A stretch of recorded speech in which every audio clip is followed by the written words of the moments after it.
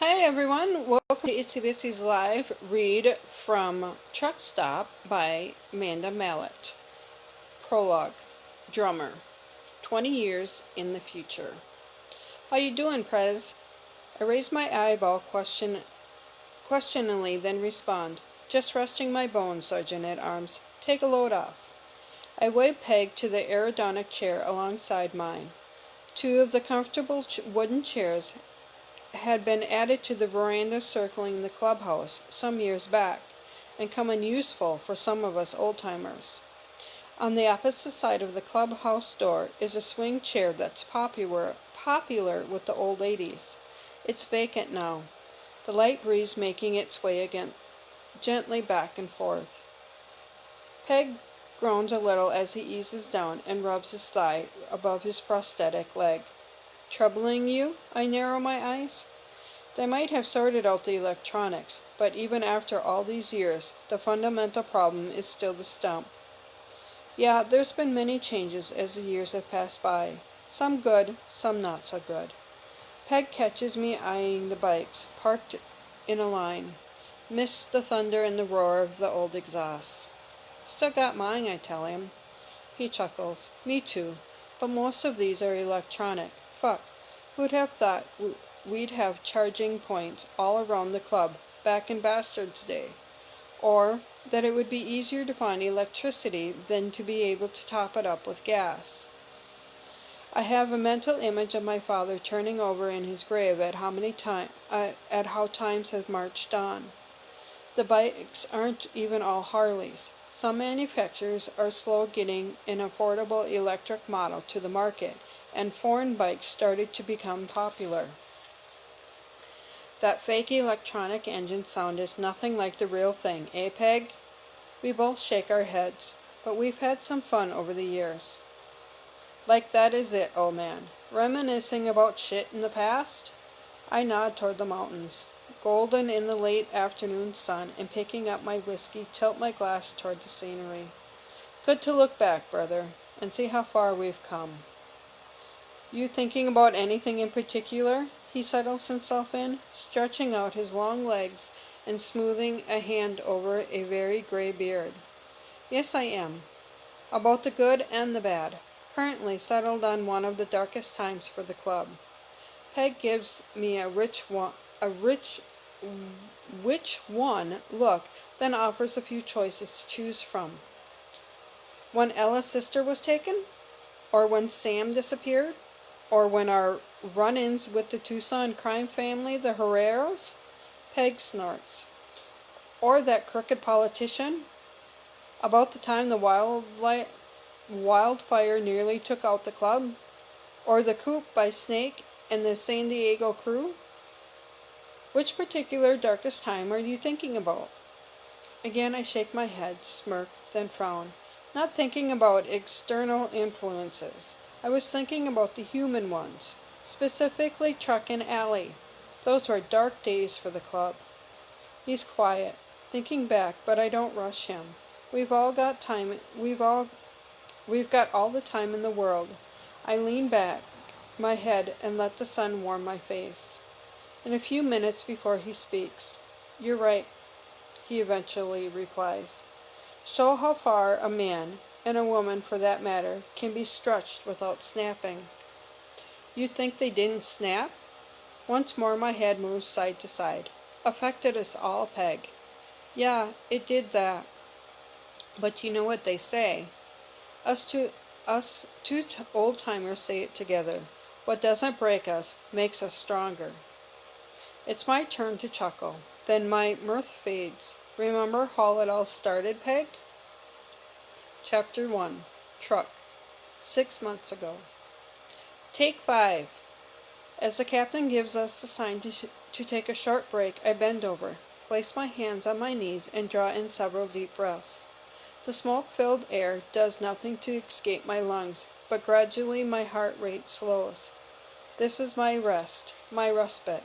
It will only last a few moments before I'll return to the fray. Water, Truck? Yeah. Gratefully, I take a bottle from my teammate Pete. Opening it, I down half the contents in one go. before taking a breath, then finishing the rest. I'll sweat it out almost as fast as I can drink it. You've got it beaten back at least. He nods toward the houses which we've just managed to save, and to where another team is hosing them down with water, making sure the fire can't flare up and take hold once again. A few minutes ago we thought they've been lost for certain, but fire's not an only unpredictable beast, but also ambivalent, seeming to veer against this target and that. All we can do is try to keep ahead of it, focusing on what's currently in its path, analyzing wind direction, and determining what type of fuel it might be able to find. This place is a fucking mess. Pete peers through the smoke. We might have saved this part of town, but in the direction he's looking, it looks like a war zone. Neither of us mention the bodies we've seen, some having made unsuccessful attempts to escape, still in their burned-out cars. Others trapped in their homes. This is a serious fire. Some people have lost everything they've owned, while others have paid the ultimate price. I slap his back. There's no point dwelling on the carnage we've seen. We need to focus on preventing more loss, counting every house and life plucked from the fire's grasp as a win. We saved this part. All we can do is keep pushing it back. We're tired, weary. The only sleep an occasional couple of hours in the truck for the past couple of weeks, as every effort is being put into fighting this fire. We're all exhausted, but none of us will give up. Fire isn't our enemy. It's a challenge, something to overcome, something to try and keep at least one step ahead. I'm a fighter from Arizona. Last year I was on the front line as fire roared down toward the compound of Satan's Devil's MC, the motorcycle club of which I've been patched in as a full member shortly before joining a hotshot firefighting team and coming back to California. Back in Tucson, my job involved putting out structural fires one at a time or attending motor vehicle accidents. My 24-hour shifts were mostly spent keeping fit, sleeping, or sitting around bored, waiting for that call to come in. Occasionally we got fires that did try to beat us and lasted longer than one shift, but that was thankfully the exception. I joined the Army straight from high school, did a few tours in Afghanistan, hated the conditions, both for us and the civilians we were half protecting, half suspecting of being insurgents, but loved the feeling of working with a team, always knowing there was always a man behind me or at my side who would never let me down. We'd routinely search a village one morning when we lost a man to a sniper. A subsequent explosion didn't kill anyone but took the leg of one of the members from my unit. It wasn't the danger that made that my final tour, but the knowledge that it may not be me who would end up dead or injured, but the men who I become so close to. That was what I couldn't take and what had made me decide to leave. What does a vet do when he's found a family that he then loses? He looks for another. It hadn't taken long for me to decide to become a fighter. We'd entered the Army not for money or prestige, nor to finance an education. I know my limits. Instead, I was driven by a genuine need to serve, to protect my country. I may not have wanted to do that from a distance any longer, so joining the fire service meant I could get back at home. Not unlike serving with fellow soldiers, firefighters form a close-knit team, a brotherhood who work together, facing anything that's thrown at them. I might not be the sharpest tool in the box, but I'm physically fit, and like most of my comrades, I'd left back in Tucson, relished the opportunity to keep training and maintain my body at its peak. Fighting the wildlife fire last year had been an inspiration, a challenge that made me accept the spot on a hot shot team when it opened. That's how I found myself in California, in one of the worst wildfires the state has ever seen. My 5 minutes is almost up. My memories have reminded me of the reasons why I'm here, why I'm putting myself through this day after day. Sure, the area behind me is blackened and burnt, but ahead, well, that's our success, what we've saved. When it's safe to return, there'll be people smiling at the sight of their homes still standing. The grief of those who weren't so lucky must, for now, be put out of their mind. This fire will beat me mentally if I focus on what we were unable to save. Fucking hell, Pete swerves beside me. What the fuck does that asshole think they're doing? A 4x4 is driving along the road where burning embers are still falling. It appears to be heading for one of the houses in front of us. I got this. As the car pulls up, I'm trotting over, my pace fast, my rage rising. Why the fuck do civilians think of coming back into the danger area? Can't this asshat see the fucking fire raging around them? A loud whisper pierces my ears. It's jumped the fire break. The loud shouted warning causes me to look up, and then quicken my steps until I'm running. A tree, a tinder dry, and 100 foot high by my estimate, has burst into flames. Branches are already falling, firefighters redoubling their efforts to dampen down, many looking up and starting to retreat.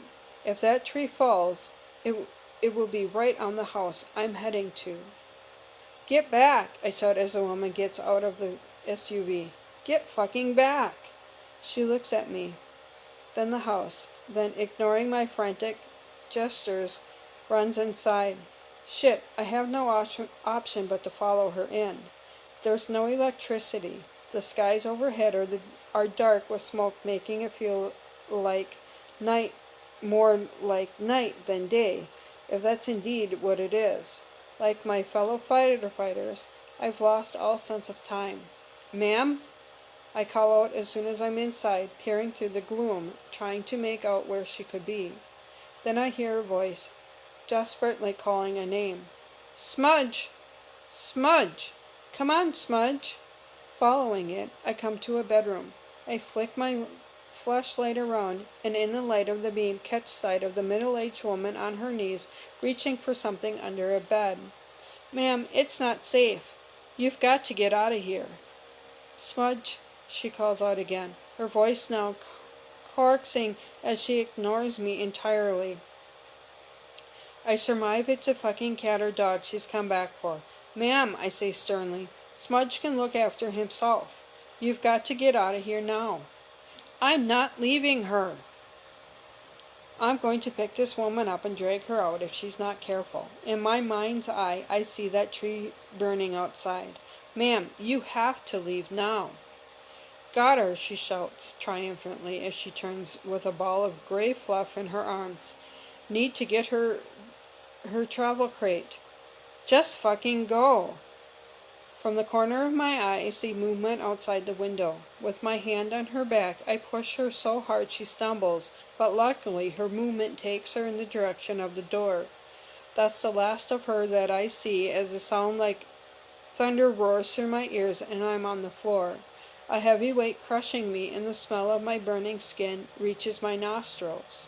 The tree must have fallen. I'm gone. For all for a fucking cat. I hope the woman got out. I'm pinned, my arms, legs. All I can do is toss my head and try to dislodge whatever is red hot and burning my face. My hand.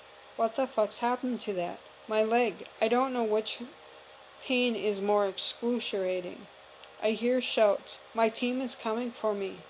They might be too late. Thank you for listening to this portion.